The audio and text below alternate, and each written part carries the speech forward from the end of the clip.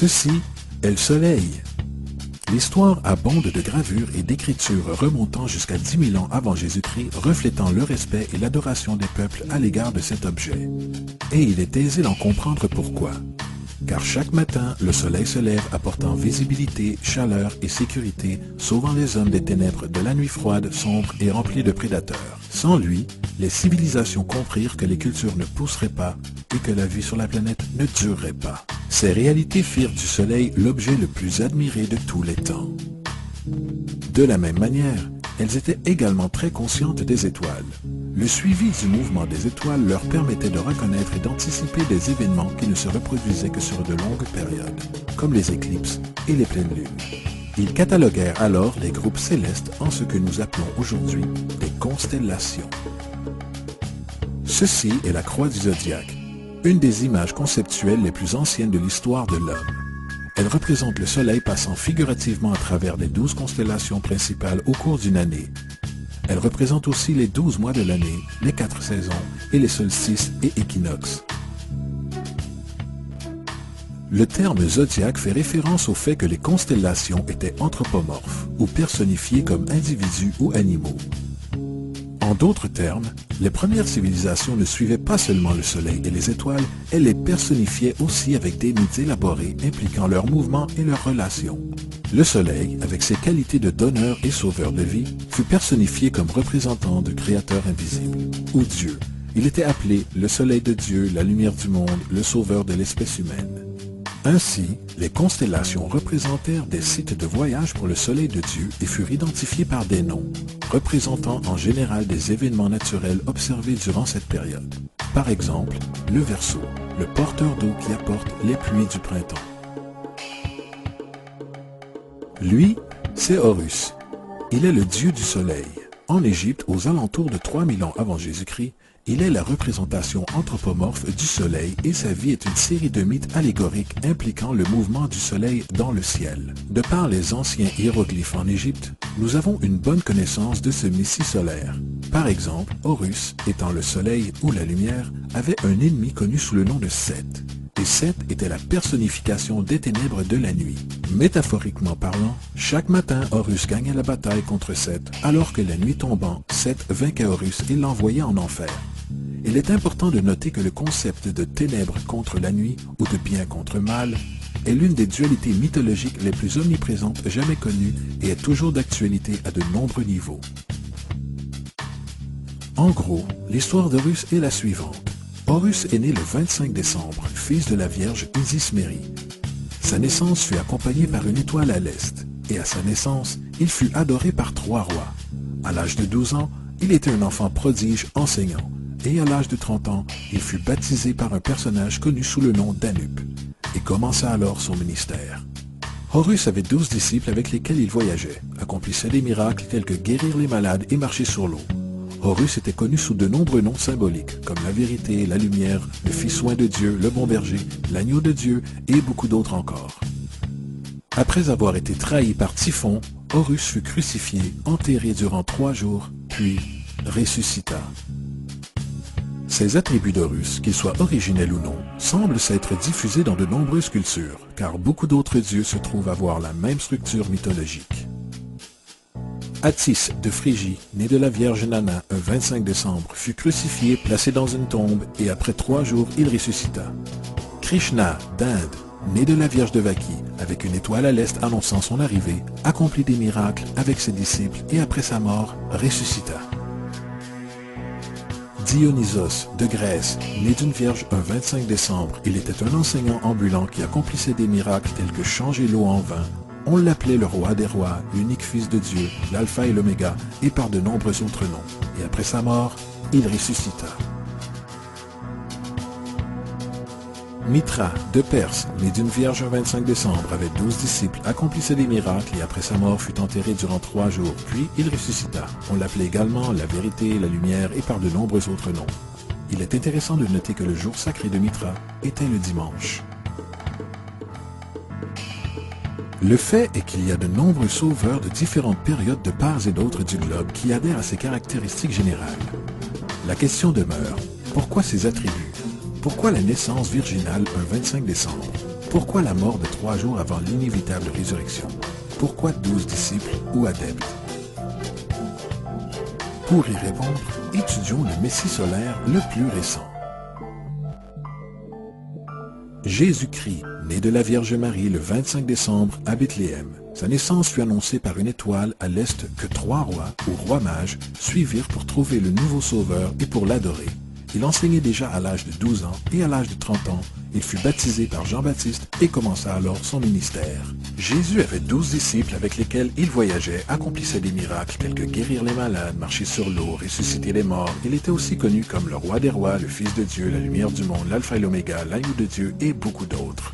Après avoir été trahi par son disciple Judas et vendu pour 30 pièces d'argent, il fut crucifié, placé dans une tombe et après 3 jours, il ressuscita et monta au ciel. Tout d'abord, la séquence natale est entièrement astrologique. L'étoile à l'est est Sirius, l'étoile la plus brillante du ciel, qui, le 24 décembre, s'aligne avec les 3 étoiles les plus brillantes de la ceinture d'Orion. Ces 3 étoiles brillantes sont appelées de nos jours de la même façon qu'elles étaient dans les temps anciens, les 3 rois ou les 3 rois mages. Les 3 rois et l'étoile la plus brillante, Sirius, pointent toutes dans la direction du lever du soleil au 25 décembre. C'est pourquoi les 3 rois suivent l'étoile à l'est pour localiser le lever du soleil, la naissance du soleil. La Vierge Marie est la constellation de la Vierge, aussi connue comme Virgo. Virgo en latin signifie Vierge. La constellation de la Vierge est également appelée la maison de pain, et la représentation est d'une Vierge portant une germe de blé. Cette maison de pain et son symbole de blé représentent août et septembre, à la saison des récoltes. À son tour, Bethléem en fait se traduit littéralement par maison de pain. Bethléem fait donc référence à la constellation de la Vierge et un endroit dans le ciel et non sur terre. Il existe un autre phénomène très intéressant qui se déroule autour du 25 décembre ou du solstice d'hiver. À partir du solstice d'été et jusqu'au solstice d'hiver, les jours s'écourtent et se refroidissent. Vu de l'hémisphère nord, le soleil semble s'éloigner vers le sud et de devenir plus petit et faible. Le raccourcissement des jours et l'expiration du temps des récoltes à l'approche du solstice d'hiver symbolisaient pour les anciens le processus de mort. C'était la mort du soleil. Au 22 décembre, le déclin du soleil était complet, car le soleil, ayant voyagé vers le sud continuellement pendant 6 mois, arrivait à son point le plus bas dans le ciel. Ici, une chose étrange se produit. Le soleil cesse de descendre vers le sud, du moins perceptiblement pendant 3 jours. Durant cette pause de 3 jours, le soleil se situe à proximité de la constellation de la Croix du Sud, ou Crux. Et après cela, le 25 décembre, le soleil se décale d'1 degré, cette fois-ci vers le nord, présageant les jours plus longs, la chaleur et le printemps. Et ainsi il fut dit, le soleil mourut sur la croix et après 3 jours de mort ressuscita ou renaît. C'est pourquoi Jésus et de nombreux autres dieux du soleil partagent le concept de la crucifixion, des 3 jours de mort et la résurrection. C'est la transition du soleil juste avant son changement de direction pour retourner dans l'hémisphère nord et apporter le printemps, donc le salut. Cependant, ils ne célébrèrent pas la résurrection du soleil avant l'équinoxe du printemps, soit Pâques.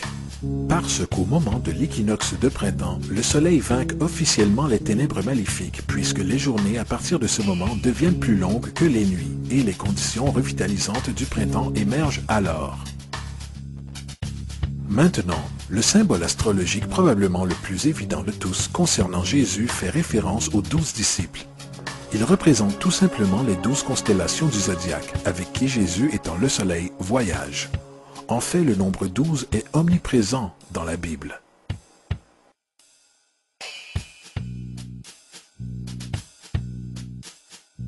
Revenons à la croix du zodiaque, la vie figurative du soleil. Cela n'était pas seulement l'expression artistique, ni un outil pour suivre le mouvement du soleil, c'était aussi un symbole spirituel païen qui ressemblait à cela.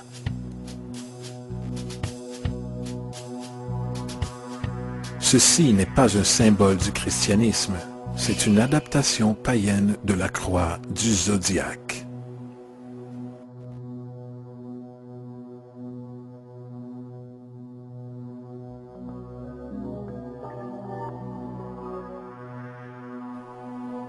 C'est pourquoi Jésus, dans l'art occulte primitif, est toujours dépeint avec sa tête sur la croix, car Jésus est le soleil, le Fils du soleil, la lumière du monde, le Sauveur ressuscité qui va revenir, comme il le fait à chaque matin, la gloire de Dieu qui défend contre les méfaits des ténèbres.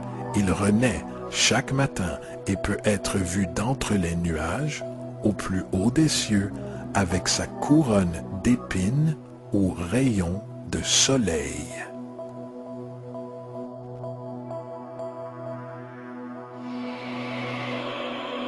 Maintenant, une des plus importantes des nombreuses métaphores astrologico-astronomiques de la Bible concerne les ères. À travers les Écritures, il y a une multitude de références à l'ère. Afin de comprendre, il est nécessaire de se familiariser avec le phénomène appelé précession des équinoxes. Les Égyptiens, ainsi que les civilisations plus anciennes, reconnaissèrent qu'environ tous les 2150 ans, le lever du soleil au matin de l'équinoxe de printemps se produit sous un signe différent du zodiaque selon l'époque. Ceci s'explique par un léger déplacement angulaire que la Terre maintient lors de la rotation sur son axe. On le qualifie de précession car les constellations reculent au lieu d'avancer dans leur cycle annuel normal. Le temps nécessaire à la précession pour traverser tous les 12 signes est approximativement 25 765 années. Cette durée s'appelle aussi la Grande Année, et les civilisations anciennes en étaient très conscientes. Elles faisaient référence à chaque période de 2150 ans comme une ère. De 4300 avant Jésus-Christ à 2150 avant Jésus-Christ, c'était l'ère du taureau.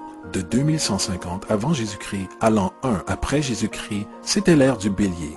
Et l'an 1 après Jésus-Christ à 2150 après Jésus-Christ, c'est l'ère du poisson, ère dans laquelle nous nous trouvons encore à ce jour. Et vers l'an 2150, nous entrerons dans la nouvelle ère, l'ère du Verseau. Généralement parlant, la Bible révèle un mouvement symbolique au travers de 3 ères tout en laissant entrevoir une 4e. Dans l'Ancien Testament, quand Moïse descend du mont Sinaï avec les 10 commandements, il est très contrarié de voir son peuple vénérer un veau d'or. En fait, il brisa les tablettes de pierre et ordonne à son peuple de s'entretuer pour se purifier. La plupart des spécialistes bibliques attribuent cette colère du fait que les Israélites étaient en adoration devant ce qui devait être une fausse idole. En réalité, le veau d'or représente l'ère du taureau et Moïse représente la nouvelle ère, l'ère du bélier. C'est pourquoi, de nos jours encore, les Juifs soufflent les cornes du bélier, les cornes du jubilé. Moïse représente la nouvelle ère, celle du bélier, et à l'arrivée d'une nouvelle ère, chacun doit abandonner l'ancienne. D'autres divinités marquent également cette transition, comme Mithra, un dieu pré-christianisme qui tue un taureau dans le même symbolisme. Jésus est le personnage qui inaugure l'ère suivant celle du bélier, l'ère du poisson, représentée par 2 poissons. Le symbolisme du poisson est très abondant dans le Nouveau Testament, puisque Jésus nourrit 5000 personnes avec du pain et 2 poissons. Quand il commence son ministère à Galilée, il se lie d'amitié avec 2 pêcheurs qui le suivent. Nous avons tous vu l'autocollant de Jésus Poisson à l'arrière des voitures de certaines personnes. Ils n'ont pas la moindre idée de sa véritable signification. C'est un symbole astrologique païen pour le royaume du soleil durant l'ère du poisson. De plus, la date de naissance supposée de Jésus marque essentiellement le commencement de cette ère. Dans Luc 22:10, quand Jésus est interrogé par ses disciples sur le lieu de célébration de la prochaine Pâque, Jésus répond « Voici quand vous serez entrés dans la ville, vous rencontrerez un homme portant une cruche d'eau. Suivez-le dans la maison où il entrera. » Ce passage est de loin le plus révélateur de toutes les références astrologiques. L'homme portant une cruche d'eau est le Verseau, le porteur d'eau, qui est toujours représenté comme un homme versant de l'eau de sa cruche. Il personnifie l'ère suivant celle du poisson, et quand le soleil, le Fils de Dieu, quittera l'ère du poisson, il ira dans la maison du Verseau, puisque le Verseau suit le poisson dans la précession des équinoxes. Tout ce que Jésus dit, c'est qu'après l'ère du poisson viendra l'ère du Verseau.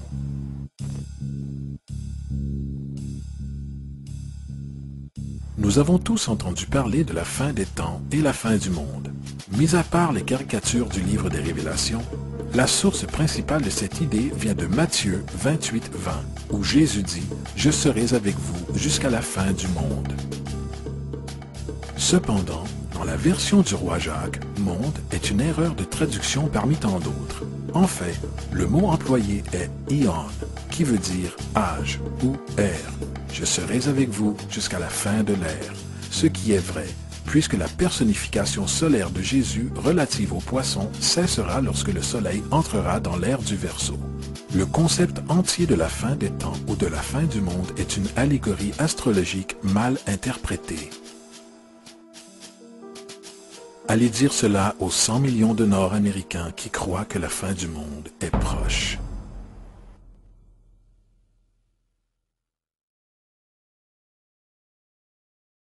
De plus, le personnage de Jésus, un hybride littéraire et astrologique, est explicitement un plagiat du dieu soleil égyptien Horus.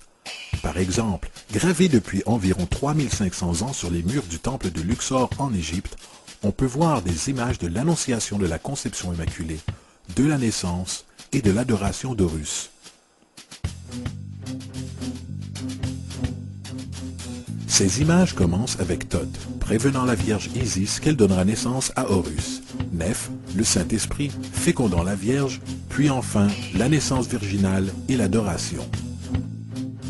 C'est précisément l'histoire de la conception miraculeuse de Jésus. En fait, les similarités littéraires entre la religion égyptienne et la religion chrétienne sont ahurissantes.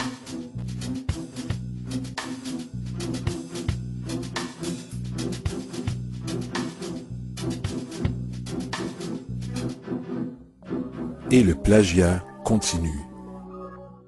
L'histoire de Noé et de l'arche de Noé est prise directement de la tradition. Le concept de déluge est très répandu dans le monde antique avec plus de 200 citations à travers différentes époques. Cependant, pour trouver une source pré-christianisme, il suffit de lire l'épopée de Gilgamesh, écrite en 2600 avant Jésus-Christ. Ce récit traite d'un déluge commandé par Dieu, d'une arche accueillant des animaux sauvés et même du lâcher et du retour d'une colombe. Tous ces faits et beaucoup d'autres est en commun avec le récit biblique. Il y a le plagiat de l'histoire de Moïse. À la naissance de Moïse, il est dit qu'il fut placé dans un panier de roseaux et laissé à la dérive dans une rivière afin d'échapper à un infanticide. Plus tard, il fut sauvé par une princesse qui l'éleva en tant que prince. Cette histoire de bébé dans un panier a été directement reprise du mythe de Sargon d'Akkad qui date d'environ 2250 avant Jésus-Christ. Sargon, bébé naissant, fut placé dans une corbeille de roseaux afin d'échapper à un infanticide et fut laissé à la dérive dans une rivière. Il fut ensuite sauvé et élevé par Aki, une sage-femme royale. De plus, Moïse est connu comme le porteur des lois, le porteur des 10 commandements, la loi de Moïse. Toutefois, l'idée de loi transmise par un dieu à un prophète sur une montagne est aussi un thème très ancien. Moïse n'est qu'un porteur de loi parmi une longue lignée de porteurs de loi dans l'histoire mythologique. En Inde, Manu était le grand porteur de loi. En Crète, Minos descendit du mont Dictée où Zeus lui donna les lois sacrées. Alors qu'en Égypte, il y avait Mysès qui portait des tablettes de pierre sur lesquelles les lois de Dieu étaient inscrites. Manu, Minos, Mysès, Moïse. Et tant qu'aux 10 commandements, ils ont été directement sortis du chapitre 125 du livre des morts égyptien. Ce qui était formulé dans le livre des morts par la phrase « Je n'ai pas volé » est devenu « Tu ne voleras point ». « Je n'ai pas tué » est devenu « Tu ne tueras point ». « Je n'ai pas menti » est devenu « Tu ne porteras point de faux témoignages contre ton prochain ». Ainsi de suite. Il est probable que la religion égyptienne soit la base fondatrice de la théologie judéo-chrétienne. Le baptême, la vie après la mort, le jugement dernier, la naissance virginale, la mort et la résurrection, la crucifixion, l'arche d'alliance, la circoncision, les sauveurs, la sainte communion, le déluge, Pâques, Noël, la Pâque et beaucoup d'autres sont tous des éléments de concepts égyptiens prédatant de loin le christianisme et le judaïsme. Justin Martyr, un des premiers historiens et défendeurs du christianisme, a écrit « Lorsque nous disons que lui, Jésus-Christ, notre Maître, fut engendré sans union sexuelle, fut crucifié et mourut et ressuscita et monté aux cieux, nous n'avançons rien de différent de vos croyances concernant le fils de Jupiter. » Dans un autre texte, Justin Martyr dit « Il est né d'une vierge, acceptez cela en commun avec vos croyances sur Persée ». Il est évident que Justin, ainsi que d'autres chrétiens antiques, savaient à quel point le christianisme était similaire aux religions païennes. Toutefois, Justin avait une solution. En ce qui lui concernait, c'était l'œuvre du diable. Le diable avait eu la clairvoyance d'arriver avant le Christ et de créer ses caractéristiques dans le monde païen.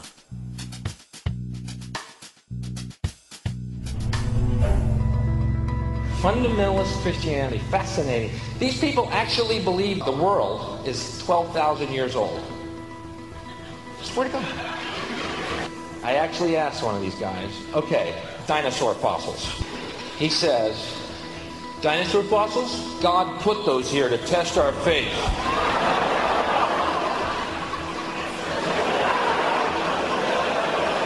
I think God put you here to test my faith, dude.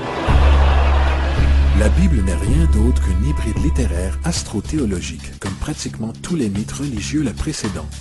En fait, le transfert d'attributs d'un personnage à un autre peut être retrouvé dans la Bible elle-même. Dans l'Ancien Testament, il y a l'histoire de Joseph. Joseph était un prototype de Jésus.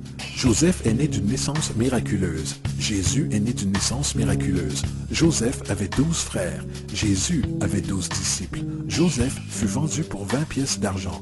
Jésus fut vendu pour 30 pièces d'argent. Son frère, Judas, suggéra de vendre Joseph. Son disciple, Judas, suggéra de vendre Jésus.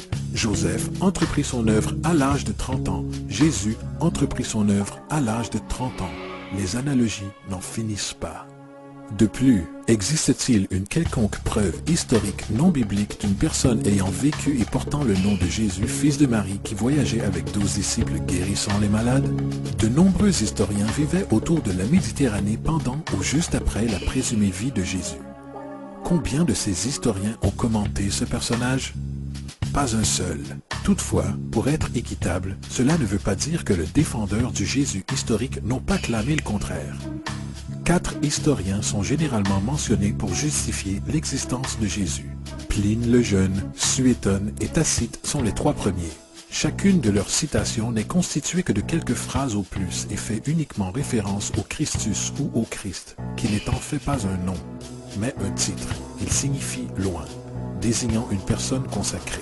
La 4e source est Joseph, et elle s'est avérée être une falsification depuis des centaines d'années. Malheureusement, elle est encore et toujours citée en tant que vérité. On pourrait penser qu'un homme qui revint d'entre les morts, qui monta au ciel à la vue de tous et qui accomplissait la multitude de miracles qu'on lui a attribués, aurait réussi à figurer dans les écrits historiques. Ce ne fut pas le cas, car une fois les preuves soupesées, il y a de très fortes probabilités que le personnage nommé Jésus n'ait jamais existé.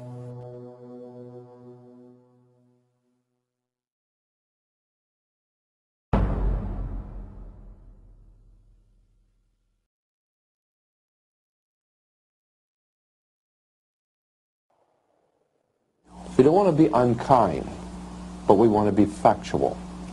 We don't want to cause hurt feelings, but we want to be academically correct in what we understand and know to be true. Christianity just is not based on truth. We find that Christianity was in fact nothing more than a Roman story developed politically. En 325 avant Jésus-Christ, à Rome, l'empereur Constantine convoqua le Conseil de Nicée. C'est durant cette période que les doctrines chrétiennes inspirées politiquement furent établies et qu'ainsi commença une longue histoire chrétienne de massacres et de fraudes spirituelles. Et pendant les 1600 années suivantes, le Vatican conserva un étau politique serré sur toute l'Europe menant à de joyeux temps comme le Moyen Âge en passant par de brillants événements tels que les croisades et l'Inquisition. La religion chrétienne, comme tous les autres systèmes de croyances théistes, est la plus grande fraude de tous les temps. Elle sert à dissocier les êtres vivants du monde naturel et à les désunir. Elle supporte et facilite une soumission aveugle à l'autorité. Elle réduit la responsabilité humaine du fait que Dieu est en contrôle de tout, et ainsi d'horribles crimes peuvent être justifiés au nom de la quête divine. Et plus encore, elle donne un pouvoir à ceux qui connaissent la vérité, mais qui utilisent le mythe pour manipuler et pour contrôler la société.